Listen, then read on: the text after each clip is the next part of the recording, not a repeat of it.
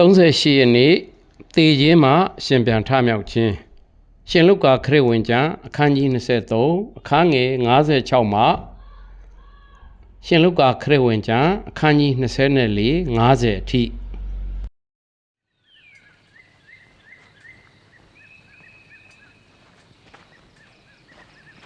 တနင်္ဂနွေနေ့နနက်စောစောတွင်အမျိုးသမီးများသည်အမွှေးနံ့သားများကိုဆောင်၍သင်္ချိုင်းတော်သို့တွားကြ၏သူတို့သည်သင်္ချိုင်းကူပွားရှိကြောက်တုံးပွင့်နေသည်ကိုတွေ့ကြရသည်သူတို့ဝင်သွားသောအခါကိုယ်တော်၏အလောင်းတော်ကိုမတွေ့ရကြတော့ပေ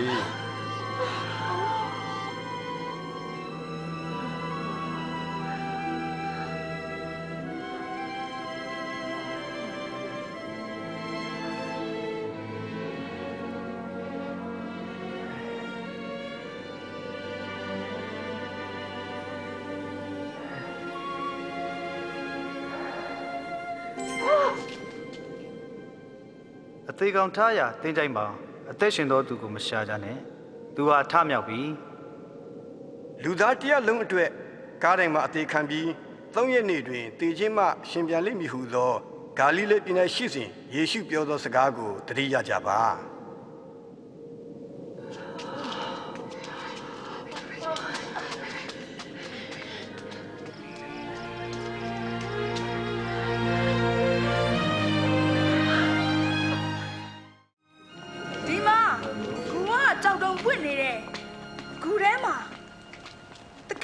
မရှိတော့ဘူး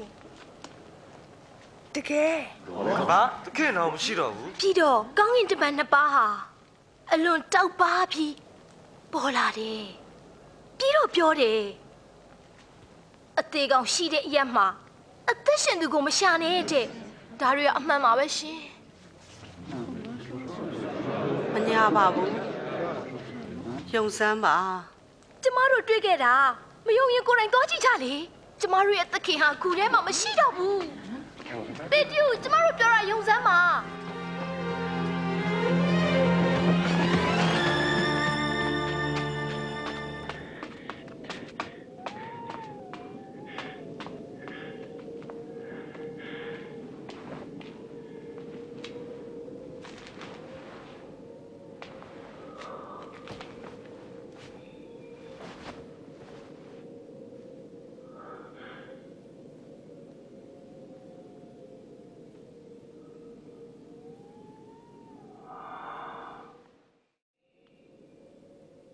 ယေရှုကတပည့်တော်2ယောက်ကိုကိုထင်ရှားပြပါသည်သူတို့သည်ပြန်လာပြီးပြောပြကြ၏ယေရှုကတကယ်ပြန်ရှင်ခဲ့ပြီ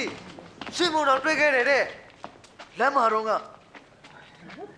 မမှတ်မိဘူးငါ့ကိုဖဲတော့မှသူပြမှန်းသိတယ်အေးမောက်လမ်းမှာလဲခီးတောင်အတူတူသွားခဲ့သေးတယ်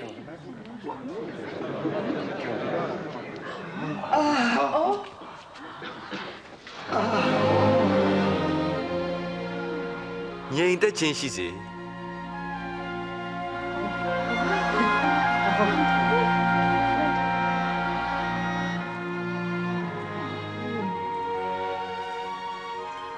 ဘာကြောင့်စိုးရင်ကြလဲတန်တရားစိတ်တွေရှိနေကြတယ်လေကြည့်ပါငါလက်ငါခြေတွေကိုကန်ကြည့်ပါကန်ကြည့်စမ်းကြည့်ကြပါတုံ့လောက်ချောက်ချခြင်းမရှိနဲ့ငါဟာတတို့မြင်တဲ့အတိုင်းကိုင်းတွယ်စမ်းတက်လို့ရတယ်တစေဆိုကိုင်းတွယ်လို့မရဘူးငါဟာရှင်ပြန်ထမြောက်ပြီမောရှေပရောဖက်တို့ရဲ့ကျမ်းစကားတွေနဲ့ဆာလံကျမ်းတို့မှာရေးထားသမျှတို့ဟာပြည့်စုံရမယ်ကျမ်းစကားအတိုင်းပဲငါဟာတတ်ချင်းခံရတယ်3ရက်မြောက်တဲ့နေ့မှာထမြောက်ခဲ့တယ်ငါအခွင့်နဲ့နောင်တတရားနဲ့အပြစ်လွတ်ခြင်းတရားကိုလူမျိုးအပေါင်းတို့ဟာဟောပြောရမယ်ယေရုရှလင်မြို့ကစပြီးသင်တို့ဒီတက်တည်များဖြစ်တယ်ခမည်းတော်ရဲ့ဂတိအတိုင်းသင်တို့ကိုငါပြုအောင်မယ်ကောင်းကင်ကတကူမရခင်ယေရုရှလင်မြို့မှာသင်တို့စောင့်နေကြပါနံပါတ်1ယေရှု၏ရှင်ပြန်ထမြောက်ခြင်းနှင့်ပတ်သက်၍ပရောဖက်ပြုခြင်းနှင့်ဂရိတော်များကဘာတွေလဲနံပါတ်2အကယ်၍ငါသည်ယေရှုထမြောက်သည်ကိုမြင့်မြင်တွေ့ရှိလျင်ဘာတွေစဉ်းစားပြီးဘယ်လိုခံစားရမလဲ နံပါတ်3ယေရှုကသူ၏နိုင်ငံတော်သတင်းကိုမြည်သို့ပြန့်နှံ့စေလိုသလဲ